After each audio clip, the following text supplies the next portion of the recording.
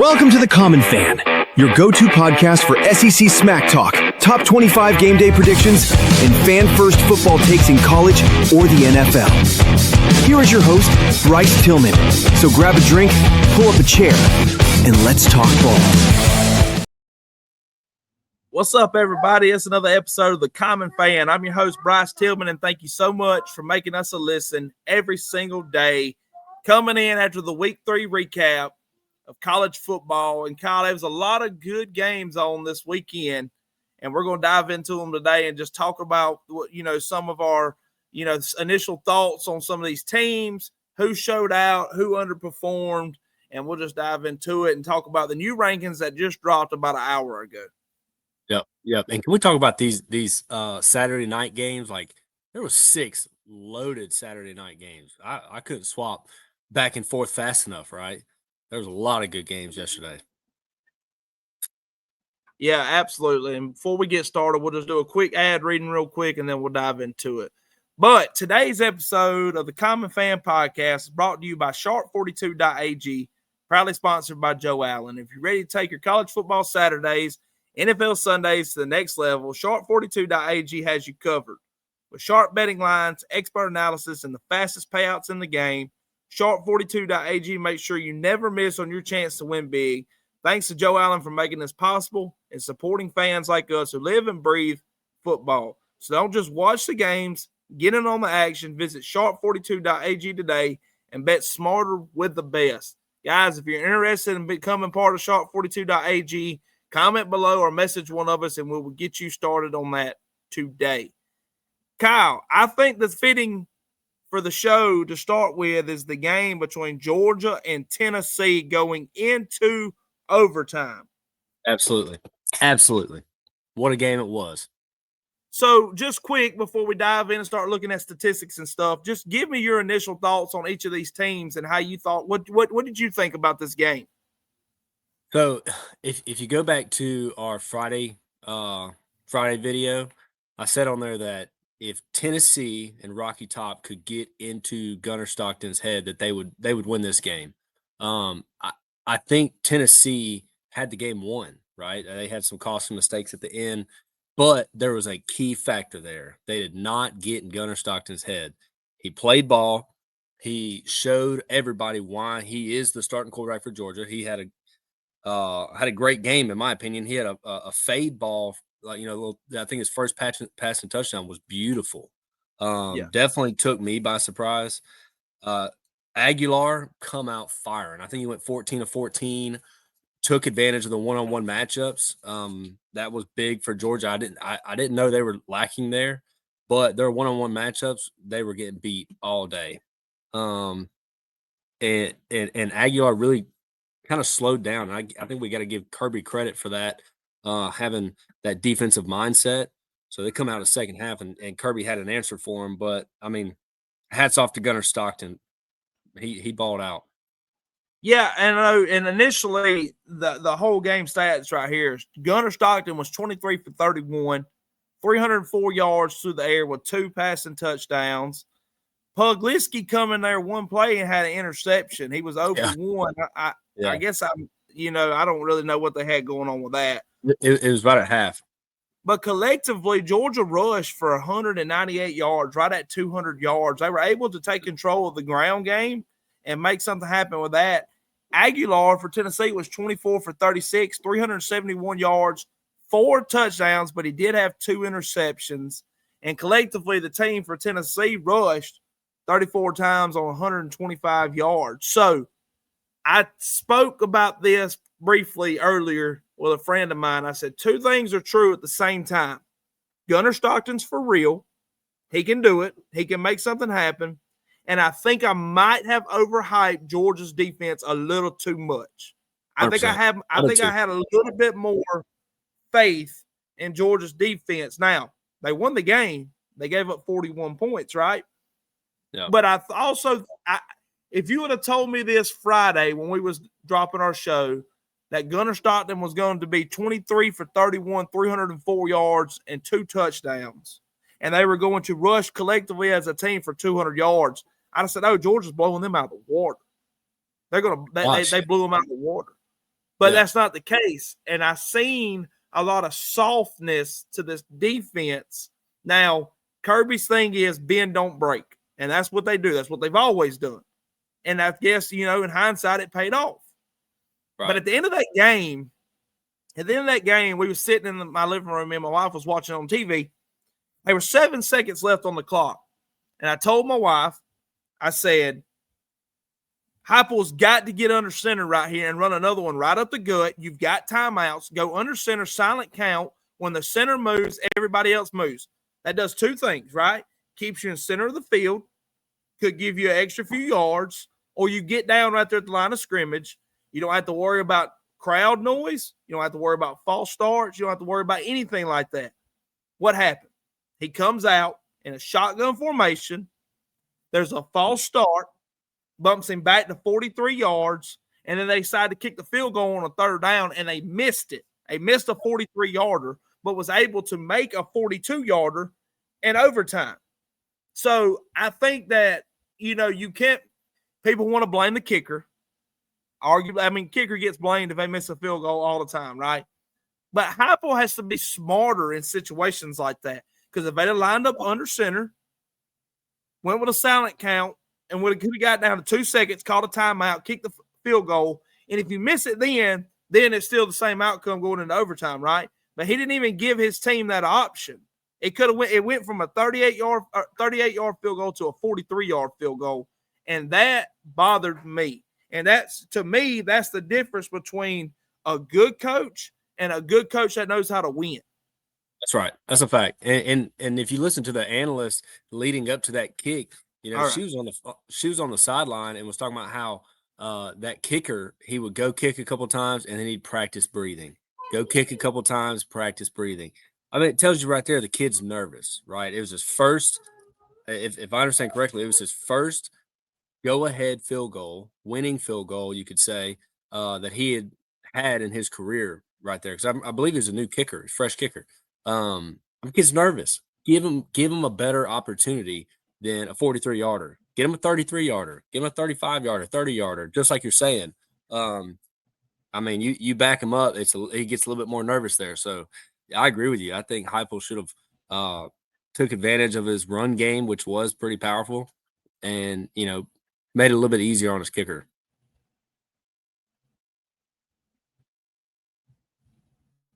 Yeah, I agree. But hey, shout out Georgia. They pulled it out. They won 44-41 in overtime. So good win by the Georgia Bulldogs to get tested on the road at a team like Tennessee. All right. So next game up is we'll dive in and talking about Texas A&M versus Notre Dame. This was a night game that was just as good a cinema as you could ever get in college football, right? Texas A&M coming out winning 41-40 final, scoring, I think it was like the last 2 minutes of the ball game, Kyle. Marcel Reed was 17 for 37, 360 yards, 2 touchdowns and interception. C.J. Carr was 20 for 32, 293 yards, 1 touchdown, 1 interception.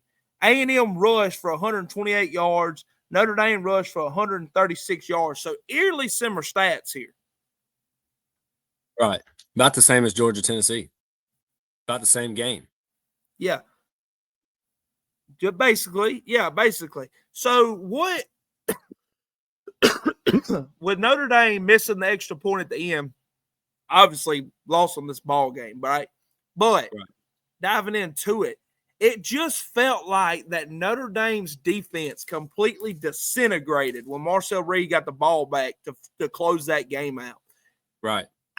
For a team that played so well all game, do you make the argument that this was player talent, or was this coaching decisions last drive of that game for them to lose that ball game?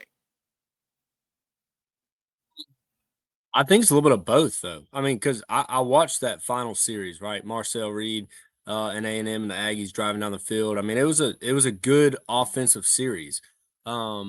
They get down to 1st and goal. I believe A&M had a false start, maybe. But it got all the way down to 4th and goal, right? So the defense was playing like they should. Marcel Reed was kind of just trying to make something happen. All they had was one more play. That was the difference of, and I'm gonna give credit where credit's due, Marcel Reed making the right read and making the right throw against a heavily protected defense, right? Their defense was in the right spot. He throws a back shoulder to a tight end one-on-one matchup. I mean, if my tight end's good and he's going up against an outside linebacker, I'm taking that one-on-one matchup every single time. And he almost made the wrong read. He pump faked because he knew, he's like, oh no, that ain't it. Comes back to his tight end, makes a great throw. I mean, hats off to Marcel Reed. He had a good series to win the game. Yeah, and I mean, at the end of the day, it's clutch factor, right? Who wants it more? Right. Who's gonna come out and make the play in a close game that'll put the ball game away? And it was A&M. It was Marcel Reed, That's like right. you said. That's right. So I tell you who else we can give our hats off to, and that's Vanderbilt. Ooh, Vanderbilt Pavia taking mania. down South Carolina. Pavia put the whole. I mean, he's still got to have icy hot on his lower back section right now. He put this whole team on his back, Kyle, and just said, it's me versus y'all, right? And I know Vanderbilt collectively played well as a team, and I get that, but Pavia is the leader of that team. Pavia has installed in these young guys' heads that, hey, we're not just Vanderbilt. We're a team that can beat you any Saturday, and that's exactly what we're going to do this season, and that's exactly what they did going to South Carolina, beating South Carolina 31-7. Diego Pavia was 18 for 25, only 177 yards, 2 touchdowns, and an interception. But Vanderbilt collectively rushed for 146 yards and 2 touchdowns. Whereas South Carolina, Lenore Sellers comes in there, gets absolutely obliterated on a call. I cannot believe that was not called for targeting, because that was 1,000% targeting on that play. He was 6 for 7, 94 yards, threw an interception, ended up getting taken out of the game for concussion protocol. Dottie come in behind him, 18 for 27, 148 yards, no touchdowns. It just seemed like on not just the offensive side of the ball, but Vanderbilt defensively was just out physically matching South Carolina in every aspect. So that brings me to 2 questions that I have for myself. Was I just too high on South Carolina, or did I just not give Vanderbilt enough credit for who they are and what they are as a team? I think it's both. And I have not been big on South Carolina since the beginning of this. Since we first started talking about it, I was not big on Lenore Sellers because he had inconsistency problems. I know he's an elite talent, but he has to be an elite player. I wasn't crazy about South Carolina, and I didn't give Vanderbilt enough credit. I think I had them going 6-6, and they're not doing anything crazy, right? We talk about Marcel Reed, 360 yards. We talk about Gunnar Stockton, 300 something yards, and Aguilar, 200 something yards. Diego Pavia beat South Carolina, the number 11 team in the country, on 177 yards and an interception. They're not doing anything crazy. They are just a hard-nosed football team. Their defense is solid. I think it would have been a better game if Lenore's would have stayed in, but they were up 14-7 at that time. And correction, it was a targeting call. They did come back and kick the kid out. Vanderbilt right now is the team to me that stands out the most in the SEC. I think them, Georgia, and Oklahoma. Tennessee's still solid, but I mean, Vanderbilt's playing, dude. They got that old school dog mentality that you used to see all the time. And then we'll dive into it for briefly. We won't go in too deep on it, but I'm giving hats off to Missouri too, man. They're playing lights out football right now. That Amon Harding, running back that come over from Louisiana, was it Monroe last year? Anyway, he transferred and he had a absolute game, man. It was a good one. But, shout out to Vanderbilt. Look, we said it since last year that nobody's just going to sneak up on Vanderbilt, or Vanderbilt's not going to sneak up on anybody, that people know who they are now and what they are. And I think that it really doesn't matter because they're just that good right now that you can They are. You can either prep for us or you don't. We don't really care. We're gonna come out and play our best ball. And that's what they did. The love bugs are absolutely destroying the outside. Yeah, I got gnats. I got gnats right now. And I'll say this. The last thing I'll say about Vanderbilt, again, they're not doing anything special, but they are dogs. That running back, Alexander, dude, he's a beast. I mean, he's not doing anything crazy, but he is just a hard-nosed runner. He blocks exceptionally well. And him and Pavia got this thing going on when they're on an option round, like a outside option, a inside option, whatever it is. Pavia makes a move inside. Alexander's still looking for that pitch. And it's not even going to be a pitch. It's going to be Pavia throwing it, because he's 10 yards away from him. But they're so in sync that it works. Yeah, I mean, hey, if it ain't broke, there ain't no sense in trying to fix it, right? So whatever it takes for them to do it, they're moving it. They're a respectable opponent, and that shows in this week's rankings, and we're going to go over that. They did end up breaking top 25, not just top 25, coming on into the number 20 spot. So shout out Vanderbilt. Yeah. This next game, Kyle, was just it was awful to watch to me. I was not impressed really with either team here. Was Florida versus LSU. LSU winning 20-10. All right, 20-10. DJ Lagway threw 5 interceptions and 1 touchdown. Garrett Nussmeier threw 1 touchdown, 1 interception. All right. Florida only rushed for 79 yards. LSU only rushed for 102 yards between 5 different running backs. Look, LSU won this ball game. I mean, five turnovers on defense says something about your defense. You only allowed an SEC opponent to only score 10 points on you. That's good. Yep. That you couldn't ask for more than that. But you only scored 20 points off of 5 turnovers. That's crazy. Turnovers. You have a Heisman that was preseason the Heisman favorite, Garrett Nussmeier, one of the preseason Heisman favorites. Garrett Nussmeier coming in and just not really doing a whole lot of nothing, honestly. I mean, he was kind of a non-factor to this game. Right. And, I know LSU's good and they deserve to be ranked where they're at, I think. But I also think if you're the third best team in this country, if you've got a team that gave you 5 turnovers, you need to be putting up more than 20 points a game. And there was a reporter. Says something about your offense. There was a reporter that come in the post game with Brian Kelly and was trying to talk or ask him about that. And Brian Kelly just absolutely goes berserk in this press conference of this post game, right? He's like, we just come off an ACC win. We just won. We're 17-1 under the lights at in Death Valley, and all y'all want to do is come in here and ask us about our struggles on offense. And it was like, I mean, yeah, kind of, because you won, but you only put 20 points up on 5 turnovers. So yeah, people have a right to ask you a question about it. So, I mean, I've never been a big fan of Brian Kelly anyway, but to react like that when there is legitimate concern for your offense moving forward, right? I mean, Florida lost to South Florida last week. Maybe this team, way Cameron's going right now, he might be right. He had them preseason 4-8. You had them 6-6. I had them 8-4. I might be the one wrong here, right? It's the way it's looking right now. Yeah. But if you're a reporter and you're coming in asking the head coach to LSU, what are you going to do moving forward? You don't want a response like that, because that was basically Brian Kelly going in defense mode, deflecting the issues, because he knows there are issues there. He knows that they've not been able to run the football efficiently since Clemson, who turns out Clemson's not as good as we thought they were either. So we're just going to that game. They're not as good either. I think you shared a post with me. Yep.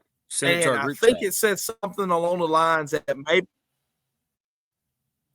that maybe we overhyped LSU because they were coming up against Clemson, but turns out Clemson's not as good. Pretty much, basically, I think is how it was worded, right? And so this is what it says. It says aging poorly. So, speaking of Clemson, Clemson plays Georgia Tech. Go ahead. I kind of lost you for a second. Oh, can you hear me? Yeah, I can hear you now. Okay. So it says aging poorly. LSU's the number 1 team in the country because it beat Clemson on the road. Aging well. Florida State is actually really good, and Alabama isn't as bad as we think. And the truth of it is, nobody knows anything, and this is the best sport in the world. 100% facts. Yeah, that's facts. That is facts. Look, talking about Clemson, they come in, they play Georgia Tech. They lost to Georgia Tech 21-24. Guys, we talked about this on the Friday show. We thought Clemson was going to win, but we didn't think that it was going to be no blowout. Or actually, I think that maybe I didn't think it was going to be a blowout. I knew it was going to be a low-scoring game. I think you and Cameron might have said y'all might have thought a little bit more on offensive production from Clemson than what actually happened. But yeah. I think the final that I ended up giving for this game was like 27-24 Clemson, and it was the opposite. Georgia Tech pulled it out. They won it. I love Brent Key and what he's doing at Georgia Tech. He is turning this program into something that you better watch out for week in and week out. You know, Cade Klubnik was only 15 for 26, 207 yards. He had 1 touchdown, 1 interception. Not terrible, but not enough to win a ball game, right? Collectively, Clemson rushed for 174 yards. But on the other side of the ball, Haynes King was only 20. He was 20 for 28 with 211 yards, and they only rushed as a team for 147 yards. Kyle, I'm not exaggerating when I say that Haynes King really might be a top 3 quarterback in college football right now. Top 3 collective. Whole aspect of it, from being a quarterback, being a leader, toughness, everything. I mean, I'll go as far as he knows how to win. I said it Friday. He always gets in that situation where he's gonna beat a big name team. They just can't close. And I told y'all, I went with Clemson because it was a safer bet because I did not know. I didn't say Clemson was going to cover the points. I said it'd be a 1-point game, 2-point game maybe because I think it was 3.5, right? But I wanted to see Haynes King win this one because it was like he was due. And by gosh, he was due. And he did it. Yeah. Love seeing it. Yeah. Yeah, and he's tough, man. Oh, he's full of grit.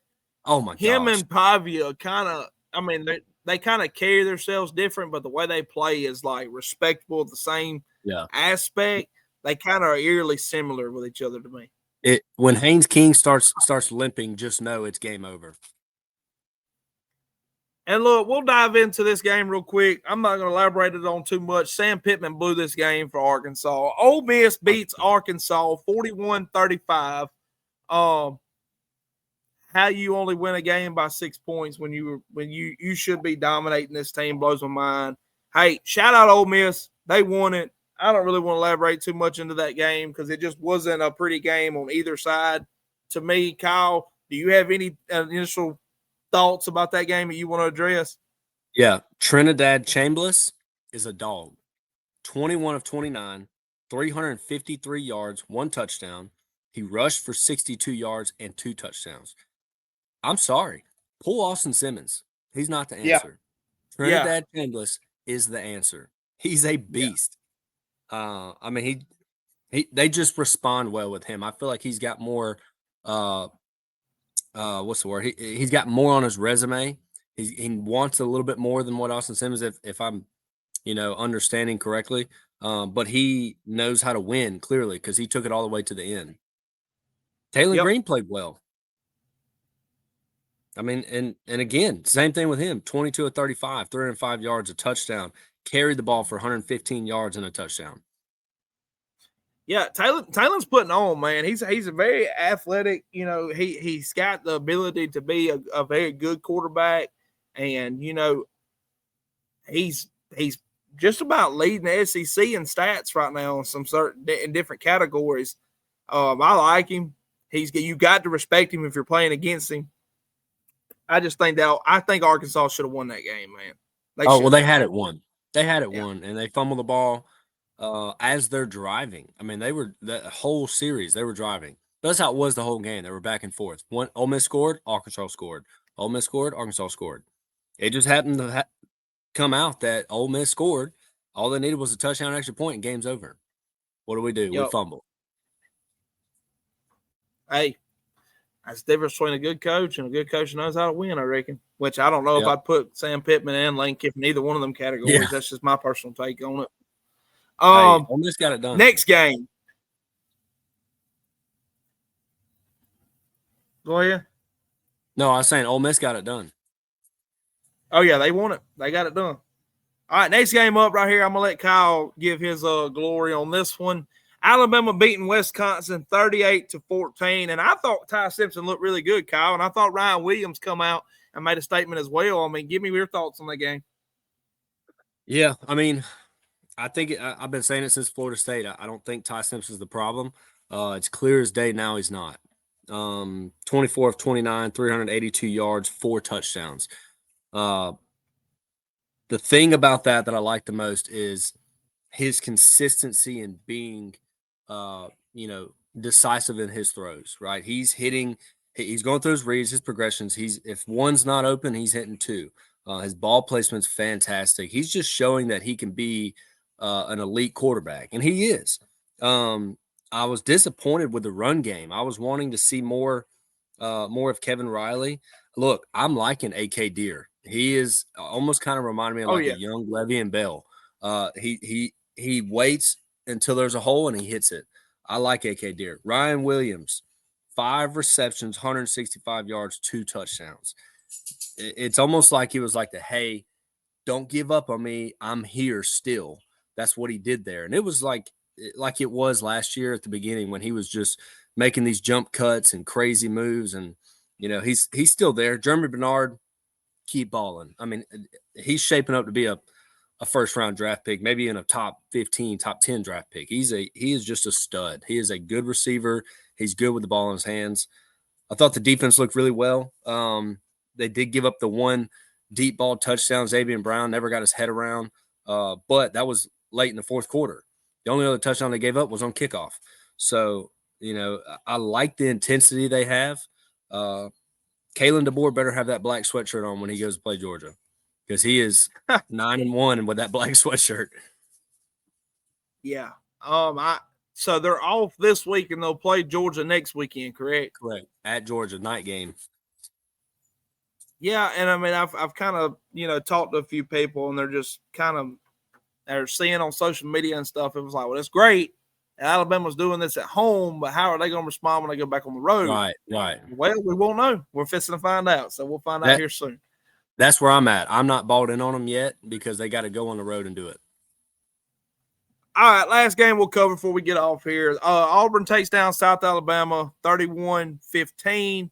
Look, South Alabama is a very respectable Group of 5 program. This team is not going to lose very many games this season. They played Tulane all the way down to the wire. Should have come out with that game. A costly penalty at the end kept them from winning. And then they come in on Jordan Hare, and they played Auburn extremely tough, man. I thought Jackson Arnold done really good. His stat line was only 13 for 24, 142 yards with a touchdown, no turnovers. But to one tight end that Auburn had, Jackson Arnold delivered 4 beautiful passes that should have been caught, that were not, including one of them being a touchdown. And, drop passes were a thing with him Saturday. We continued to run the ball great. Jeremiah Cobb was 19 for 119 yards with 1 touchdown. But South Alabama has some dudes on offense. Davenport's the quarterback there, 18 for 26, had 170 yards, 2 touchdowns, and an interception.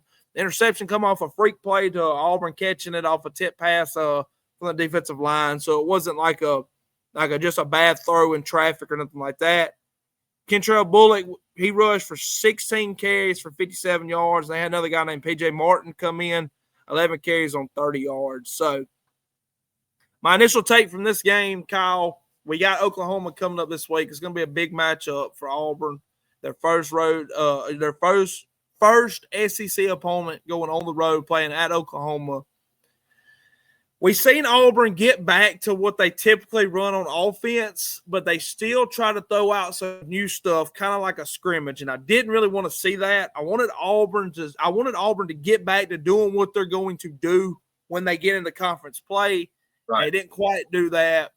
Nonetheless, defense played really well.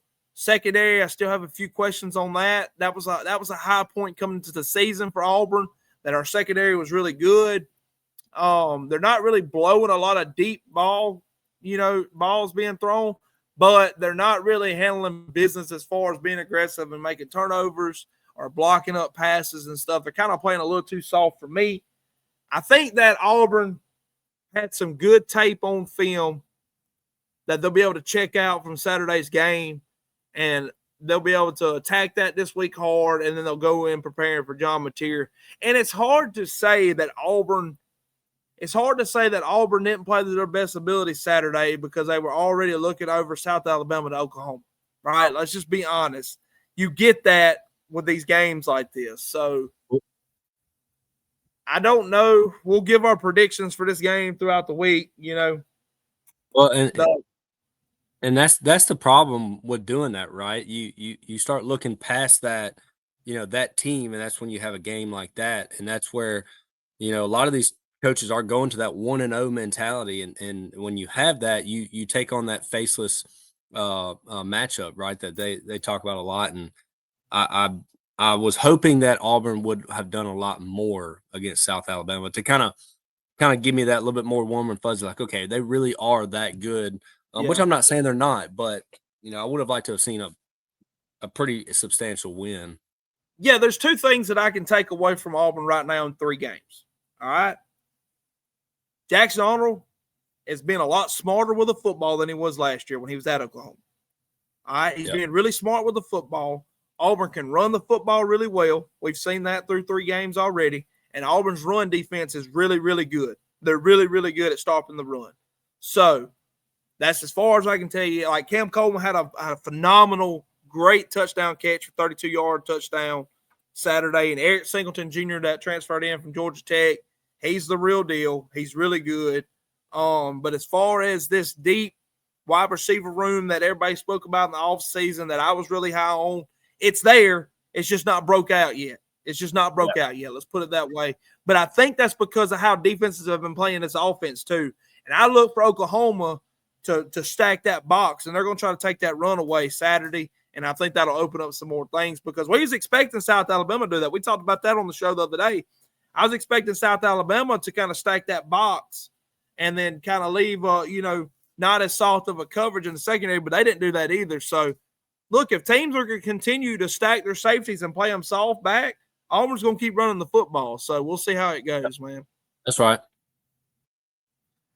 All right, well, I got barbecue on the grill right now. I know you with your family enjoying this fine Sunday evening, guys. This will drop on Monday morning. Thank y'all so much for tuning in. It's been another episode of The Common Fan. You've been listening to The Common Fan. See y'all next time. Same time, same tailgate.